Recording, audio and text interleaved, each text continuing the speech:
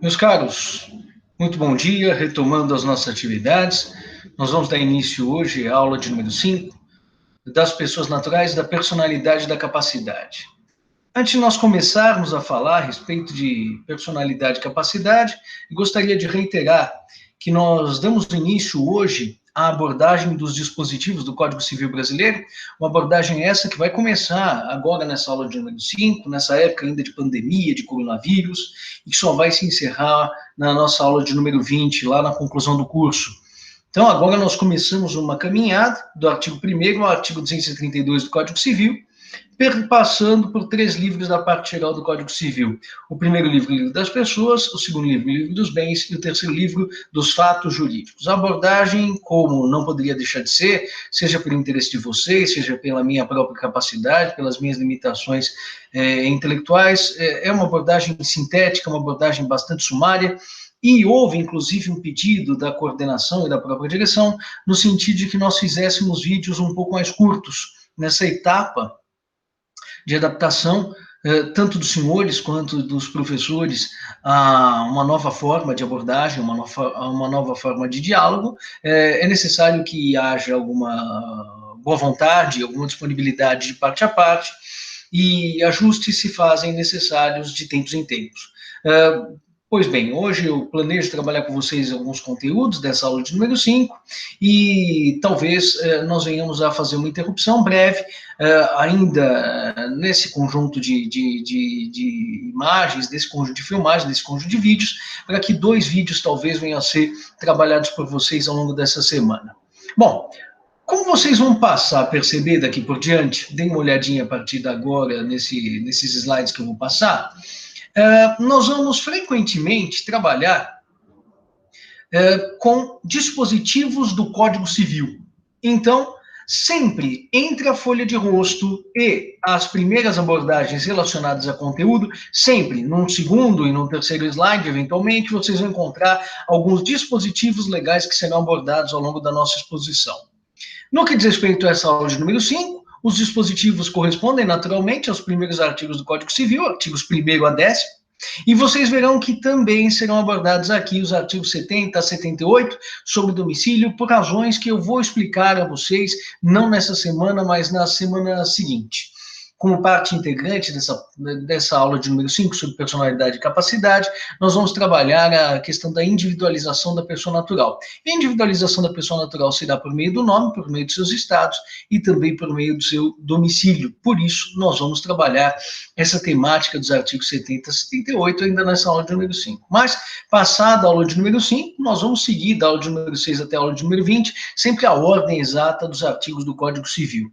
Aqui, percebam que existem epígrafes, né? Uma espécie de, não diria de resumo seria uma designação imperfeita, mas se atribui uma espécie de nome a cada um dos artigos, para que vocês depois, para efeitos de avaliação, consigam ter proficiência necessária para abordar novamente esses dispositivos, sabendo do que eles tratam, sem que haja necessidade de uma sua releitura. Então, primeiro artigo sobre personalidade e capacidade jurídica de gozo, segundo artigo sobre a aquisição da personalidade da pessoa natural e assim sucessivamente. Hoje eu pretendo trabalhar com vocês os primeiros 5 artigos do Código Civil sobre personalidade e capacidade, aquisição da personalidade jurídica pela pessoa natural, as incapacidades absoluta e relativa e a cessação da incapacidade relativa. Vamos falar disso daqui a alguns instantes, tá bom? Muito bem. Para começo de conversa, é importante nós destacarmos que, a partir de agora, nós ingressamos no primeiro dos 3 elementos fundamentais do Código Civil voltados à construção de uma teoria geral da relação jurídica.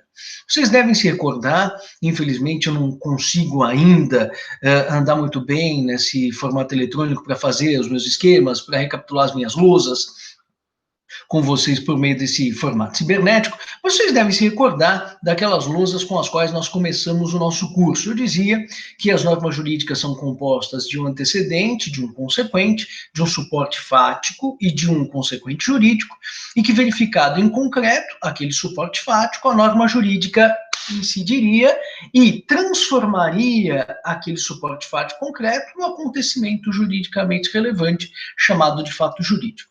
E por que ele seria chamado fato jurídico? Porque ele teria aptidão a gerar consequências relevantes para o direito. E as consequências relevantes para o direito são as mais variadas, mas as mais importantes correspondem às chamadas relações jurídicas. E o que é uma relação jurídica? É isso que nós vamos estudar ao longo de todo esse primeiro ano. Mas, de maneira bastante sintética, nós poderíamos dizer que uma relação jurídica corresponde a um vínculo que se estabelece entre sujeitos determinados, um sujeito chamado sujeito ativo, titular de um direito, outro chamado de sujeito passivo, porque é titular de um dever, e ambos estão em relação em virtude da existência de um objeto, não necessariamente um bem corpóreo, mas uma conduta humana, pode, por muitas vezes, estar representada imediatamente por um determinado bem corpóreo, mas um determinado bem existindo entre esses dois sujeitos. Então, nós vamos encontrar os sujeitos como polos subjetivos com base da relação jurídica, um objeto que entre ambos acaba se situando, e um elemento causal que acaba dando ensejo ao surgimento desse vínculo, é o chamado fato jurídico. Estão aí as três categorias que nós vamos estudar nos livros 1º, 2º e 3º da parte geral do Código Civil. Ora, neste livro 1º, em que nós vamos estudar os sujeitos da relação jurídica, nós vemos que há duas grandes espécies de capítulos, duas grandes espécies de títulos que informam a abordagem do livro 1º, Livro das Pessoas. Nós vamos ter o título 1º, sobre as pessoas naturais, me acompanha aí, artigos 1º a 39 do Código Civil. O título 2º, relacionado às chamadas pessoas jurídicas. As pessoas naturais, como nós veremos a partir do nosso encontro de hoje, elas têm existência perceptível pelos sentidos, são aquelas que podem ser tocadas, são aquelas que estão ameaçadas pelo coronavírus, e as pessoas jurídicas têm uma existência apenas e tão somente na órbita do direito, elas não têm uma existência natural. Vocês verão comigo que existe a possibilidade, sim, de eu tocar o diretor da Faculdade de Direito de São Bernardo do Campo, de eu bater no automóvel da faculdade, da instituição, assim como da sociedade XYZ. Mas a Faculdade de Direito de São Bernardo do Campo, a autarquia municipal, ou então a municipalidade, ou então o governo do estado, ou então a União, ou então a sociedade, a associação, a fundação, elas não têm existência fisicamente perceptível. Por isso são designadas pessoas jurídicas. A sua existência é exclusivamente jurídica. Vamos estudar as pessoas jurídicas entre os artigos 40 a 69 do Código Civil. E antecipando uma abordagem que, a rigor, seguinte, o cronograma do legislador só poderia ser feita no título 3º, os artigos 70 e 78, nós vamos antecipar para essa aula de número 5 a abordagem do domicílio, ou seja, da sede material, da sede jurídica, da porta por meio da qual se pode adentrar o patrimônio das pessoas naturais e das pessoas jurídicas, chamado de domicílio. Esse título primeiro, sobre as pessoas naturais, ele também se subdivide. Então, é assim, o código se divide em partes, as partes se dividem em livros, os livros se dividem em títulos, os títulos se dividem em capítulos, os capítulos se dividem em seções, e assim sucessivamente. Pegou? Não pegou? Quer que repita? Bom, é só apertar um botãozinho, vocês são muito mais versados em eletrônica do que eu, só apertar um botãozinho pause. Essa história de, meu Deus, o professor, ele fala muita coisa, ele fala muito rápido, coloca na metade da velocidade, meu Deus. Não, não dá, não é possível. Bom, pausa a fala deste filho de uma mãe, então para a minha fala, ou senão eu repito, vou repetir mais uma vez. Então, o código é dividido em partes. As partes são divididas em títulos. Os títulos são divididos em capítulos. Os capítulos são divididos em seções. As seções em subseções. E assim sucessivamente. Existe uma organização pretensamente sistemática do código. Então, o livro primeiro, que diz respeito às pessoas, se subdivide em 3 títulos: pessoas naturais, de existência visível, pessoas jurídicas, sem existência perceptível pelos sentidos, então existência meramente jurídica, e o domicílio. Vamos começar pelo começo, artigos 1º a 39. O título 1º das pessoas naturais se subdivide em capítulos. O primeiro dos capítulos é este objeto da aula de número 5, da personalidade e da capacidade. Nós vamos estudar aqui os artigos 1º a 10º do Código. Professor, e os artigos 11 a 21? Nós vamos estudar na aula de número 6, capítulo 2º, do título 1º, do livro 1º, da parte geral do Código Civil, sobre os direitos da personalidade. E na aula de número 7, não é muito difícil de se compreender, nós vamos chegar ao capítulo 3º, do título 1º, do livro 1º, da parte geral do Código Civil. E sobre que versa esse capítulo 3º? Sobre a ausência. Aliás, uma observação importante de se fazer diz respeito a esta bendita desta ausência. Eu não sei, mas deve existir alguma espécie de conjunção cósmica, não é simplesmente o conjunto dos alunos que falam, não, vamos impedir a aula do Estevam. Não, não é só o pessoal do centro acadêmico, da bateria, da atlética, que fala, não, onde entrou o Estevam? Vamos entrar lá para passar recado. Não, não é só o coronavírus que resolve também transformar minha vida no inferno. Transforma a vida de vocês no inferno também. Não sei por que não me mata, porque se me matasse eu não teria que ficar gravando aula. Parênteses. Tem gente que adora essa história de gravar aula. A pessoa fica se olhando, meu Deus do céu, ainda bem que eu tenho os slides, porque enquanto vocês veem o vídeo, eu estou olhando para o slide. Agora tem gente que acha que ela fica se amando, como eu me amo, como eu sou bonito, e fica contemplando a própria imagem nesta porcaria do computador. Isso me dá agonia, e é exatamente por isso que eu não gosto, aliás, desse tipo de comunicação. Mas voltando. Então, se não bastasse todo mundo querendo conspirar para que eu não dê a porcaria da minha aula, vem o bendito legislador 2002 e pensa, puxa vida, mas o Estevam tem 4 aulas por semana, é muito tempo, este desgraçado não tem porra nenhuma para fazer na vida, coloca a parte de ausência para ele abordar também. Olha, professor, mas não é assim que as coisas funcionam? Não. Quando eu estava no curso de graduação, pasmem, a matéria relacionada à ausência, que nós vamos estudar na aula de número 7, a aula de número 7 do meu curso vinha no 4º ano do curso de graduação, lá na parte de direito de família. Então o sujeito desaparecia do seu domicílio, sem deixar nenhuma espécie de vestígio, sem deixar notícia, não se sabia para onde aquele sujeito tinha ido parar. E o que é que se fazia? Simplesmente o pessoal acabava nomeando um curador para administrar os bens daquele sujeito, e enquanto isso, os bens eram distribuídos, aguardava-se a curadoria dos bens do ausente, depois os bens eram distribuídos aos seus legítimos sucessores, como se morto ele estivesse. Toda essa matéria, que é interessantíssima, acaba sendo trazida pelo Código 2002 para a parte geral do Código Civil. Ou seja, se eu não consigo respirar hoje para dar as minhas aulas, isso se deve, em parte, além do coronavírus, além dos recados que o pessoal costuma dar, além das palestras que costumam ser marcadas, sobretudo para as terças-feiras à noite, além das quedas de energia, além dos feriados nacionais, também graças ao desgraçado do legislador que resolveu remanejar a matéria de ausência para a parte geral do Código Civil. Percebam, é verossímil, é uma conspiração. É uma conspiração porque eu morro. Não é possível. É a única explicação viável para esse tipo de modificação.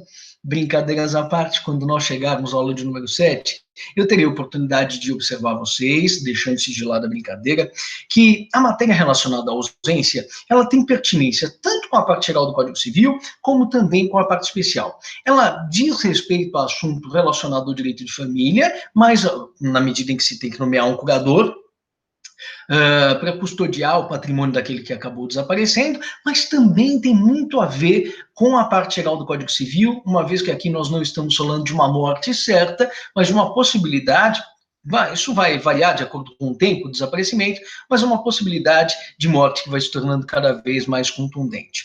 Bom, vamos ver isso a seu tempo. Pela aula de número 5, me acompanhe apenas tão somente personalidade e capacidade, artigos 1º a 10 do Código Civil. Agora, muita atenção com esses parágrafos 2º, 3º e 4º que eu vou trabalhar com vocês. Esses próximos 3 slides, se segurem na cadeira, eu também vou me segurar. Agora é o momento em que nós precisamos prestar muita atenção na explicação. Ora, o que é que se entende por personalidade? Personalidade é a aptidão que determinada espécie de ente tem para figurar num dos polos subjetivos da relação jurídica.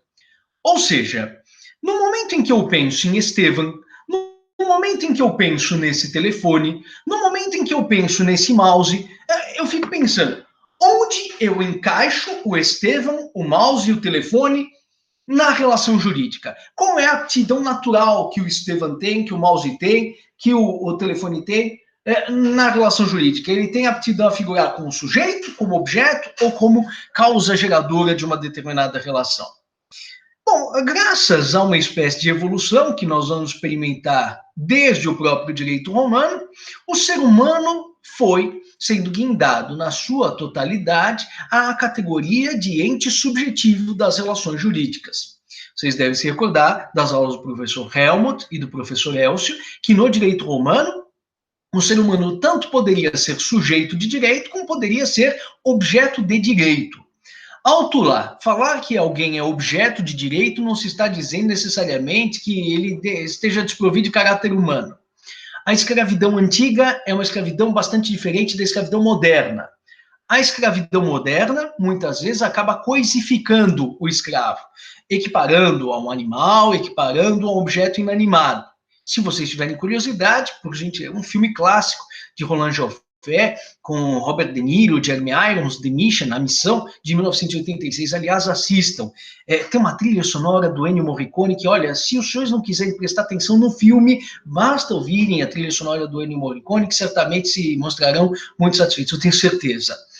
Aquela escravidão, a escravidão moderna, realmente é caracterizada por uma animalização ou por se tomar o escravo como se fosse um ente inanimado, como coisa.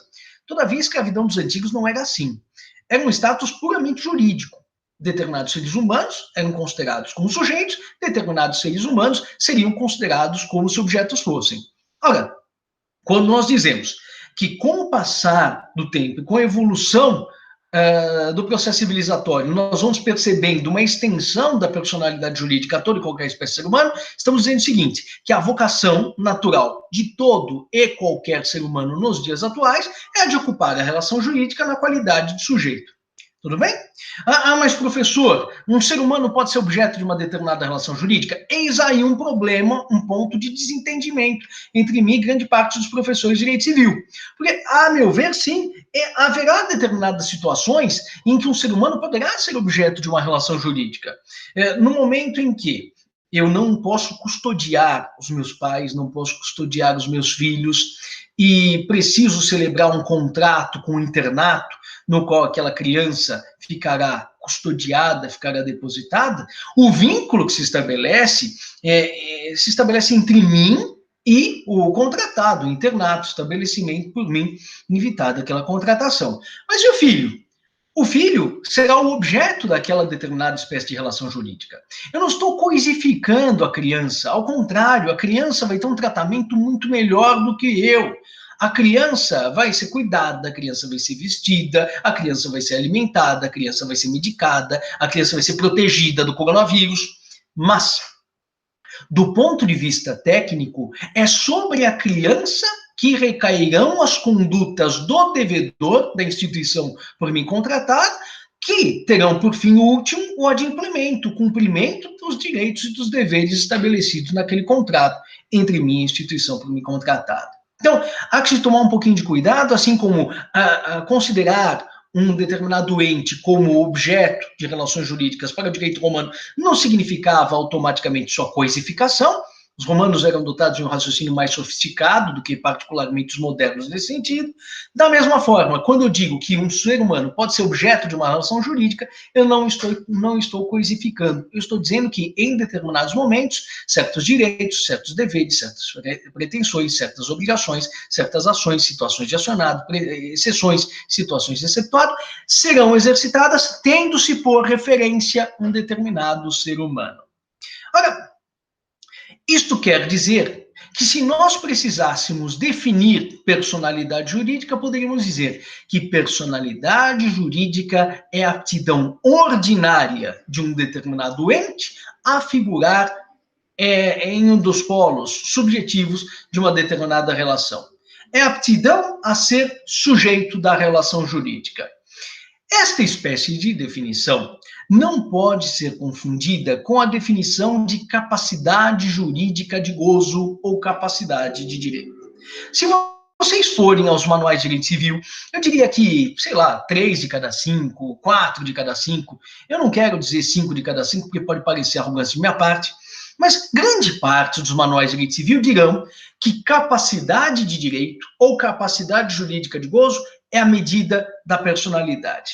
Mas é uma expressão infernal, é como se fosse uma espécie de castigo divino que os romanos legaram para os modernos. Eles dizem, esses modernos não vão conseguir definir capacidade de direito ou capacidade jurídica de gozo sem usar essa expressão maldita, a medida da personalidade.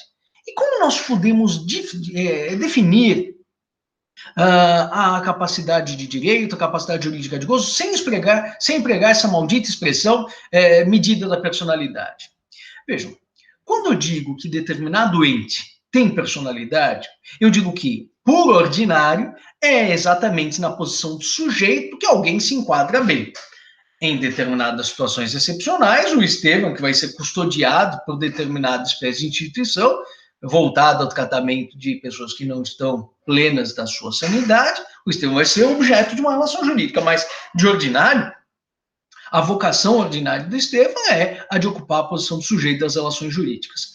Ora, mas, no momento em que nós pensamos que esse conceito de personalidade é um conceito absoluto, haverá consequências no momento de se atribuir a alguém a aptidão ordinária a figurar na posição de sujeito de uma relação jurídica. Se vocês voltarem os cadernos de vocês às primeiras aulas, eu dizia que o fato jurídico assim será considerado porque ele tem aptidão a gerar consequências no âmbito do direito. E eu dizia que a mais importante dessas consequências seria a criação de uma relação jurídica, um liame que se estabelece entre um sujeito ativo e um sujeito passivo. Logo abaixo de sujeito ativo e sujeito passivo, eu apresentava duas noções que eram profundamente importantes para o raciocínio então desenvolvido. Eu dizia, o sujeito ativo terá aptidão a ter direitos subjetivos e o sujeito passivo terá aptidão a ter deveres jurídicos ou deveres comportamentais. A capacidade jurídica de gozo, ou capacidade jurídica por excelência, ou também chamada de capacidade de direito, são expressões sinônimas. Capacidade de direito, capacidade jurídica ou capacidade jurídica de gozo. Corresponde à aptidão não à causa, não a onde situar o ser humano, mas a aptidão às consequências. No momento em que eu escolho e digo que o ser humano tem aptidão ordinária a figurar como sujeito ativo ou passivo de relações jurídicas, eu estou dizendo, por consequência, que ele tem aptidão a ter direitos e deveres na ordem civil.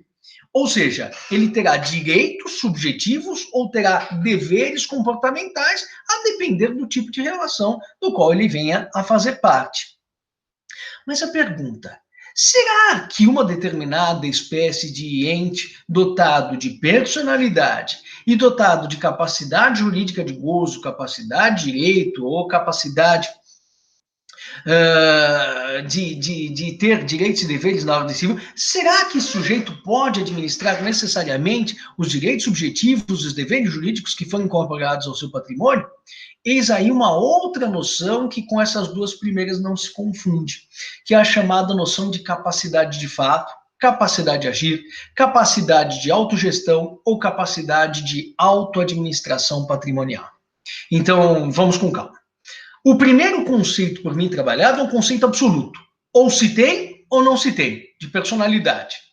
Ou o sujeito, ou o ente, tem aptidão a ser sujeito das relações jurídicas de ordinário e, portanto, tem personalidade, é o que se verifica com o Estevão, ou então o ente, como por exemplo esse telefone celular, não tem aptidão ordinária a figurar como sujeito das relações jurídicas e figurará nas relações da qualidade de objeto. Pois bem, estabelecido esse conceito absoluto, fato, atribuímos ao Estevão a aptidão ordinária a figurar como sujeito das relações jurídicas. E qual é a consequência? A consequência é que, sendo sujeito das relações, eu terei, ora, direitos subjetivos, ora, deveres jurídicos. A esta aptidão às consequências, a aptidão a ter direitos e deveres na ordem civil, dá-se o nome de capacidade jurídica de gozo, capacidade jurídica ou capacidade de direito. Agora, no momento em que o titular de direitos subjetivos, que é pessoa e que tem capacidade de direito, capacidade jurídica de gozo, no momento em que esse sujeito consegue gerir o seu patrimônio por si próprio, sem ter de dar contas a quem quer que seja, sem precisar de representação ou de assistência, aí nós dizemos que ele tem capacidade de fato, também chamada de capacidade de exercício, também chamada de capacidade de autogestão, também chamada de capacidade de autoadministração patrimonial. Então, alguns chamam de capacidade de fato, outros chamam de capacidade de exercício, outros chamam, no Manual de Direito Romano se fala em capacidade de fato, ou capacidade de agir. Nos livros de direito civil, normalmente se fala em capacidade de exercício. Eu prefiro falar em capacidade de autogestão ou capacidade de autoadministração patrimonial. Ou seja, os bens que integram o meu patrimônio, sejam bens corpóreos, sejam bens incorpóreos, eles são manejáveis, eles podem ser administrados por mim sem que haja necessidade de qualquer espécie de participação de um representante ou de um assistente. Professor, pergunta que se faz aqui necessária.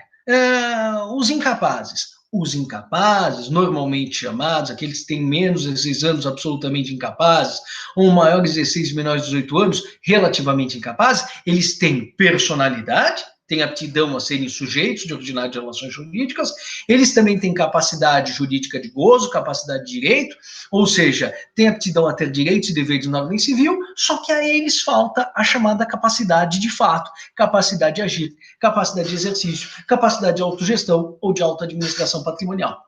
Se ele tiver menos de 16 anos, nós veremos isso ainda na aula de hoje, ele precisará de um representante para que seus bens venham a ser movimentados. E só o representante vai se manifestar na movimentação desses interesses. Se, todavia, tem mais de 16 menos 8 anos, ele começará a exprimir a sua vontade de maneira juridicamente relevante, mas ele precisará ser coadjuvado por aquele que outrora foi seu representante e que a partir de uma determinada época se tornará seu mero assistente. Mas ainda assim, para que ele tenha uma manifestação de vontade duradoura, válida, inimpugnável, será necessário contar ainda com a assistência. De toda forma, nós vamos trabalhar isso mais à frente, mas entendo que essas noções não atingem modernamente, na nossa época, não atingem nem a noção de personalidade e tampouco a noção de capacidade jurídica de gozo. Uma observação importante se faz aqui a propósito da chamada legitimação. Suponham que eu queira vender um determinado livro que me pertence. Se esse livro pertence a mim, será que eu tenho de contar com a colaboração de alguém para a alienação desse livro? Não, é claro que não. Pertence a mim. Se o Estevão está no pleno gozo das suas faculdades mentais, o Estevão não precisa de qualquer espécie de colaboração de quem quer que seja.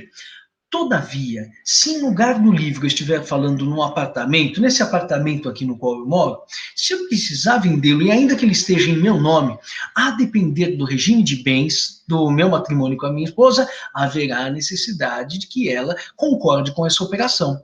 Vejam, não estou dizendo que o apartamento pertença a mim e a ela. Suponhamos que o apartamento pertença tão somente a mim. A depender do regime de bens, a minha esposa precisa concordar com essa espécie de alienação para que essa alienação venha a ser considerada válida. Eu vou recomendar a vocês a leitura de um dispositivo especial do Código Civil que vai ser mencionado por mim por inúmeras vezes ao longo do nosso ano. Anotem aí, artigo 496 do Código Civil. Quer que eu repita? Tem um botãozinho pausa aqui dos dois lados. Mas tudo bem, vamos lá. 496 do Código Civil. Vocês vão ver que sempre que um ascendente quer vender alguma coisa a um descendente, o seu cônjuge e os demais descendentes precisam concordar com essa operação. Essas concordâncias, essas anuências da minha mulher porque eu vendo o imóvel, ou dos demais descendentes e do cônjuge do alienante, para que se opere uma venda de ascendente a descendente, essas manifestações nós poderíamos conceituar, vejam aí na parte de baixo do slide de vocês, como legitimação. É a necessidade de uma espécie de concordância ou de uma formalidade específica para determinadas espécies de negócios jurídicos. E a legitimação só será necessária em casos bastante específicos, quando o legislador assim se pronunciar. Então, o legislador vai dizer, para tais ou quais alienações, é necessário que não apenas a parte titular dos direitos subjetivos envolvidos, mas inclusive um terceiro, venham a se manifestar de maneira positiva, sob pena de invalidade da declaração de vontade. Então, voltando, o que se entende por personalidade? A aptidão genérica a figurar com o sujeito de relações jurídicas.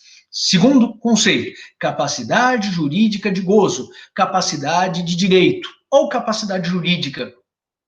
em si mesma considerada. É a aptidão às consequências, a aptidão a ter direitos e deveres na ordem civil. Se eu tenho aptidão a figurar como sujeito, como consequência, eu tenho aptidão a ter direitos subjetivos e deveres comportamentais. Terceiro conceito, capacidade de fato, capacidade de agir, capacidade de exercício, capacidade de autogestão ou de autoadministração patrimonial. São todas expressões sinônimas, cada um prefere uma.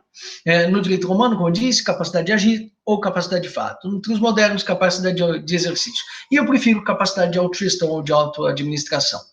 É a aptidão que o sujeito tem para movimentar a sua esfera jurídica ordinariamente, sem precisar da colaboração de quem quer que seja. Vocês vão trabalhar comigo essas noções ainda nesse encontro de hoje. E, excepcionalmente, nós falamos em legitimação. É a aptidão específica, vejam, não falei ordinária aqui. Nas outras, eu disse aptidão ordinária a figurar como sujeito, aptidão ordinária a ter direitos e deveres na ordem civil, aptidão ordinária a administrar o próprio patrimônio. Na legitimação, não. É a aptidão específica, ou seja, o legislador vai prever, em casos bastante peculiares, a aptidão específica a movimentar a sua esfera jurídica em determinadas hipóteses, que vai pressupor a concordância, a anuência ou autorização de alguém para a prática de um determinado ato jurídico. Para a gente conseguir encerrar esta primeira parte, eu só gostaria de falar um pouquinho a respeito dos sujeitos da relação jurídica. Bom, aqui estamos diante de uma questão importante, na medida em que, a meu ver, as relações jurídicas só se estabelecem entre sujeitos. Jamais se poderá estabelecer uma relação jurídica entre um sujeito e objeto. Às vezes, um conjunto de bens que tem aptidão ordinária a figurar como objeto da relação jurídica, esse telefone celular, por exemplo, tem aptidão ordinária a figurar como objeto da relação jurídica.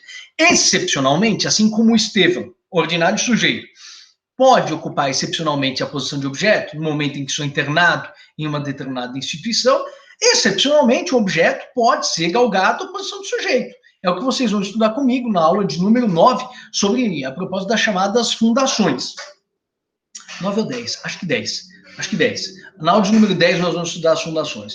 Um conjunto, uma massa de bens é galgada graças a uma finalidade a ela atribuída por um sujeito chamado de instituidor. Essa massa de bens é galgada à posição de sujeito de direito. É excepcional, mas pode acontecer. Agora, os vínculos sempre se estabelecem entre sujeitos, sejam sujeitos humanos, sejam sujeitos objeto de uma personificação, como é o caso das fundações.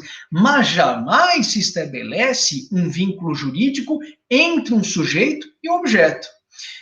Acompanhe-me aqui por essas espécies de hífens que nós vamos encontrar na parte de baixo desse slide, para a gente poder concluir esse primeiro bloco da nossa abordagem de hoje.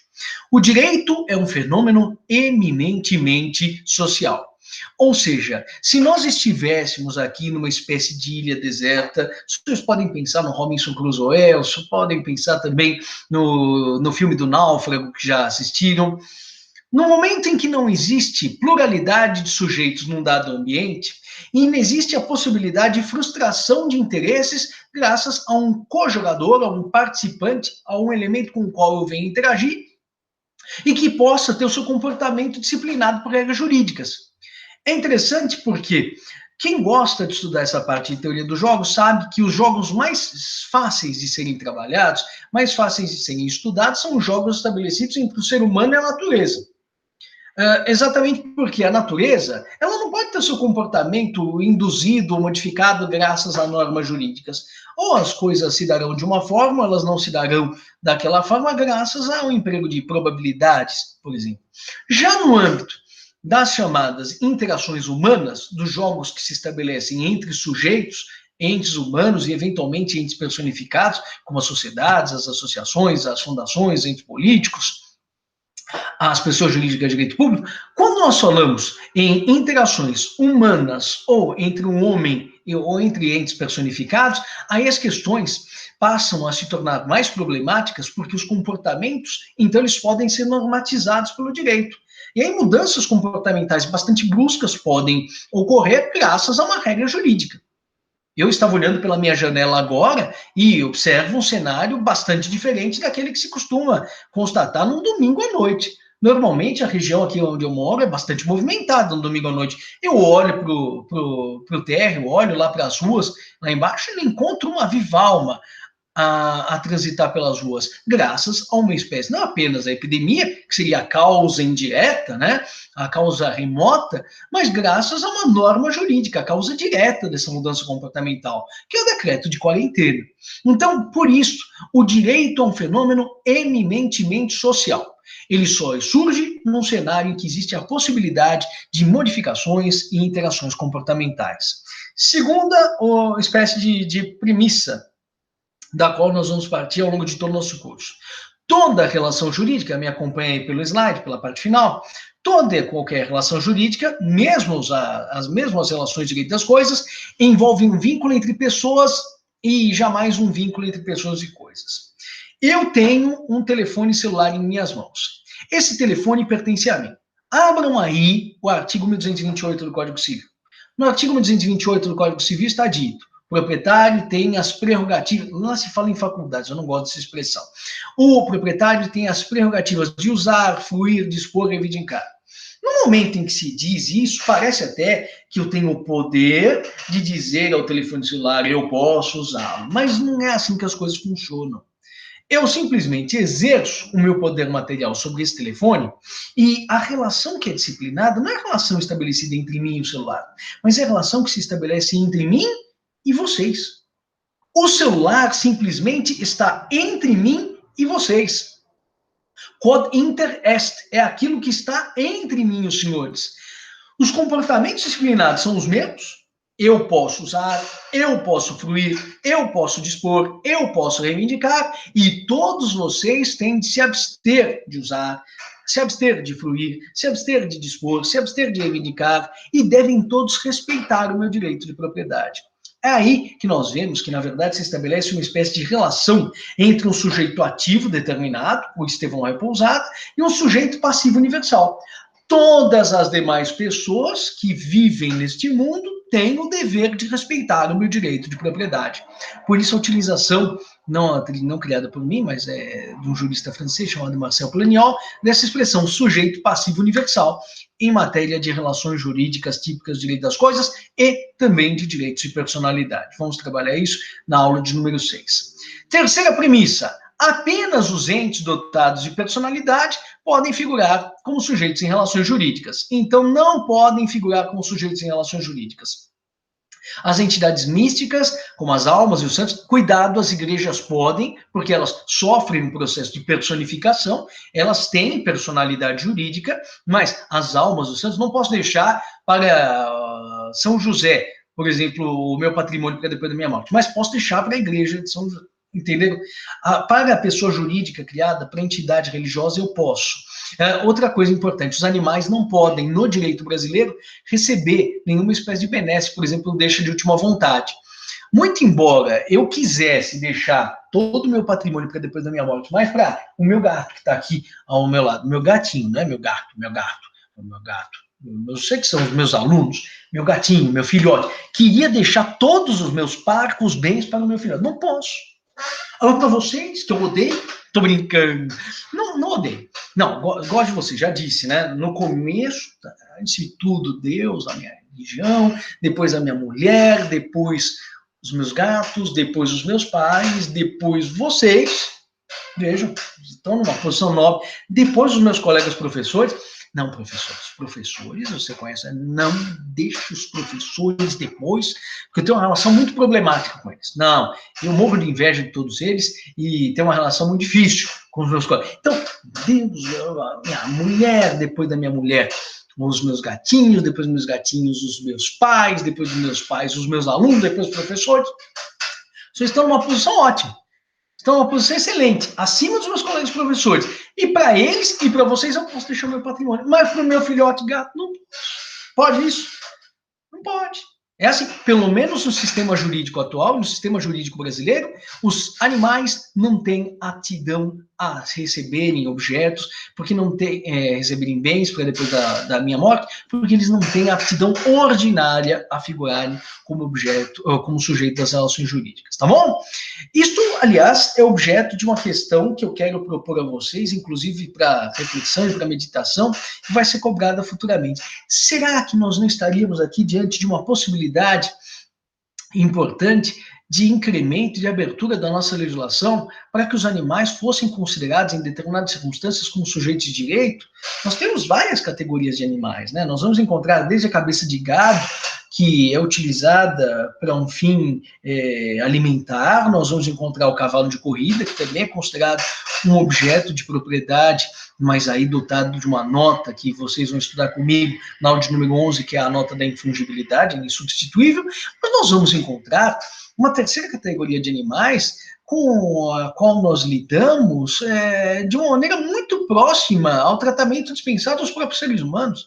A questão é saber, será que esses animais, os animais domésticos, esses animais que convivem conosco nas nossas casas, será que eles não poderiam ter um tratamento jurídico diferenciado? E eu estou cada vez mais propenso a reconhecê-lo. E explico isso a vocês numa outra oportunidade, na medida em que há determinadas espécies de entes, nós já reconhecemos a aptidão a figurar em relações jurídicas.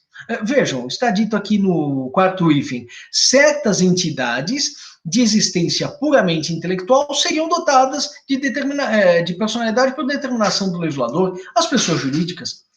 As associações, as sociedades, as fundações, os partidos políticos, as entidades religiosas, as empresas individuais de responsabilidade limitada, a União, os estados, os municípios, as autarquias, as empresas públicas, a sociedade de economia mista, as fundações públicas, todos esses entes, embora não tenham existência física, como este bichano, como este gatinho, têm aptidão a figurar como sujeitos nas relações jurídicas. Se eu quiser deixar para uma empresa pública, para uma sociedade de economia mista, para uma fundação, o meu patrimônio, será perfeita essa disposição, ela produzirá todos os seus efeitos. Todavia, vejam, tanto alguma resistência à admissão de certos animais e dos animais em geral como pessoas do ponto de vista jurídico nos dias de hoje, como havia resistências há alguns séculos na admissão da chamada personalidade jurídica dessas espécies de entes que não têm existência física.